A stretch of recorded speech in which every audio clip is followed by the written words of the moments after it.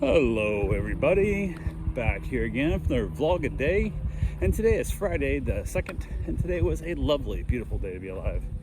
Got this morning fairly early, got the dogs all taken care of, got them wrapped up and dealt with, all went perfectly fine, got them all fed and whatnot, and then immediately went into tearing apart my countertops. Didn't have time to go hit the hot tub. Wanted to make sure I got the countertops out. Didn't know what exactly how hard it was going to be to get them out of there, and they were going to charge me $530 to take them out. The guy's putting my new stone countertops in, so I'm like, cool, I can just knock these out myself, save myself $530. And had a couple of them come off pretty easily. A couple of them came off a little harder. I had a couple of them that were a giant pain in the ass. That's dumb stuff. They put they ran a screw like into the wall, and then put the Formica over top of it so you couldn't get to it. So you had to pry the screw out and whatnot. In the butt had one that ran the screw in from inside the cabinet for the refrigerator that they had to basically then into the side of the counter, into that wall of the cabinet there, so it was sticking out. So instead I take the whole refrigerator out. I was like, I don't want to do that crap, but had to take the dishwasher out, had to hook the sink and stuff, got it all undone, got everything out of there, trying to take out as little damage as possible, because I still wasn't 100% certain they were showing up with the countertop, because our schedule got changed, our dates got changed, they screwed up, they didn't order our slabs, there's a bunch of stuff going on here, so I'm limited on my trust, I guess, that I'm going to have new counters today as I'm tearing this stuff out. So I'm keeping it intact enough that I can literally just put it back in, tack it back down, at least hold over until we get new counters from somebody else made and put in, or if they get home later or whatever that's going to happen. So doing my best. I just knew I was 100% like the guys were already there, and I saw my slabs on the trailer, or even saw my slabs cut at the shop. They'd called me there to even look at the slabs, whatever. I've been like, cool, take my saws out to it all and just chop the shit out of it all and knocked it out real quick. I was trying to save it somewhat in pieces, so yeah, it is what it is there. So went ahead, said held it fine to get it all loose. The sink, I got it all unplumbed, got it all undone, and the big giant piece that goes like by the bar around the sink, then it curves back over the stove. It's a pretty big piece, and I want to try and move it up by myself, and also it's the one most likely to get broke if I have to put it back. So I figure I'll wait till the guys get here, then I'll cut it in half and then haul it out myself, or see if one of the guys will give me a hand, haul it out for me. So they showed up. The stone did not look like the stone we looked at, but it was close enough. My wife liked it. I sent her a picture of it. She was good with it. So I'm like, whatever. So I said to hell with the whole thing, and it is what it is. But I think because the stone we picked out, they didn't actually ship it. I don't know what the hell happened. I don't know what the hell happened there. So, but it was still in the same block. But if you look at block like 1, 2, 3, 4, whatever, and they go in 20 chunk blocks where they cut them off in, start a new block, and I got 19 and 20, so I got the very far end of the block. And if I looked at 1 and 2, or even 5 and 6 at the front of the block, it can change a lot. You look at it, the whole entire block, it's like Swiss cheese. Everything just changes. All the holes are in different places, all the grains are different things, all the veins, all the whatever. But it's nice. I like it. It was a little more busy, a little more wavy than what we originally thought we were getting. Thought we were getting a much more subtle, less movement, I guess would be the best way to put it. But I like it. So my picture, she liked it. That's all that mattered. Started putting it in, everything was going well. The guy showed up in the shop, whatever, I guess more manager, owner, whatever the hell it is.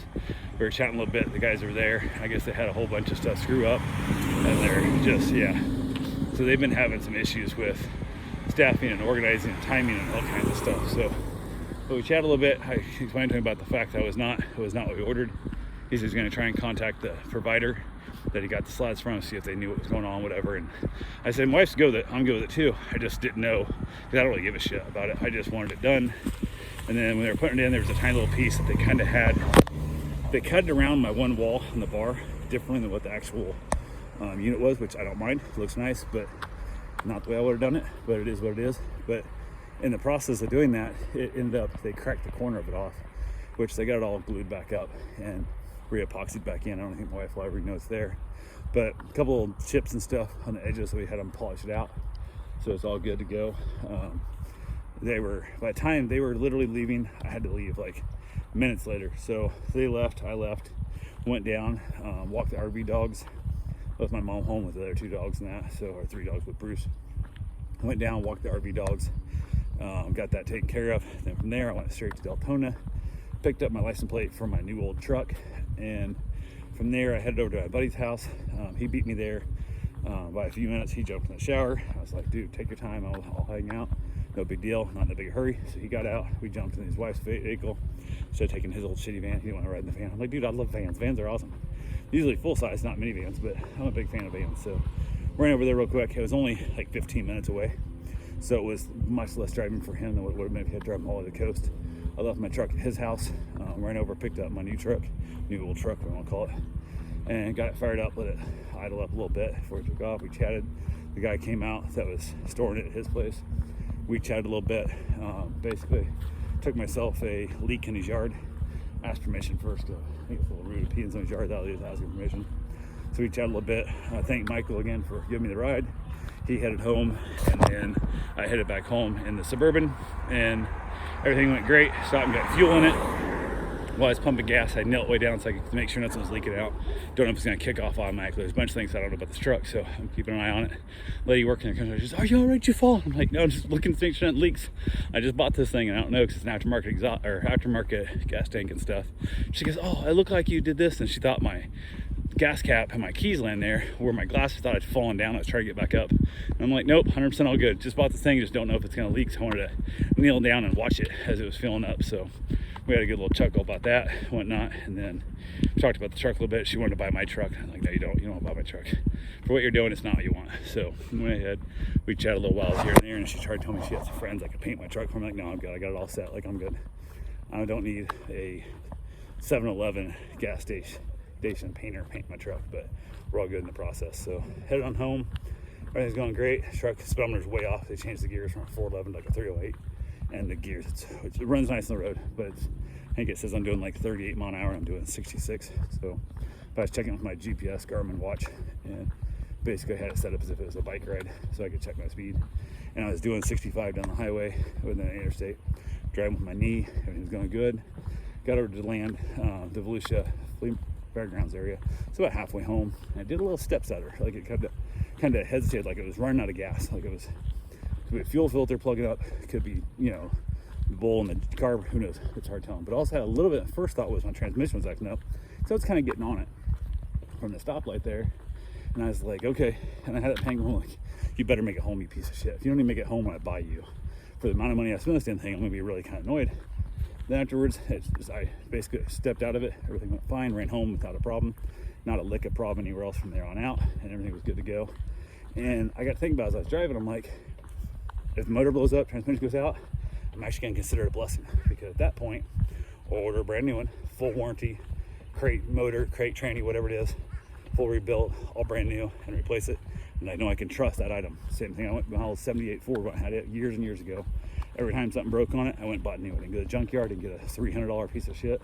I went and bought brand new everything, transmission, motor, radiator, everything. I bought new. I can trust it, and then I'll have myself a new truck by the time it's all done. Everything's brand new. I'll know the history and all of it. I can trust it, drive to Alaska if I want to. So, but yeah, it's pretty cool. Got it home, and it's good. I was back in the driveway, texted my buddy, let him know I was here, that I made it alive and whatnot. And then got a text from the client wanting to do a meet and greet. We're supposed to meet at 6, which is one of the reasons I went and actually met Michael over at his house. So instead of making him drive to me and had to wait and that whole thing, I want to make sure I was here by 6. But I was here. They texted and said, hey, we're off early.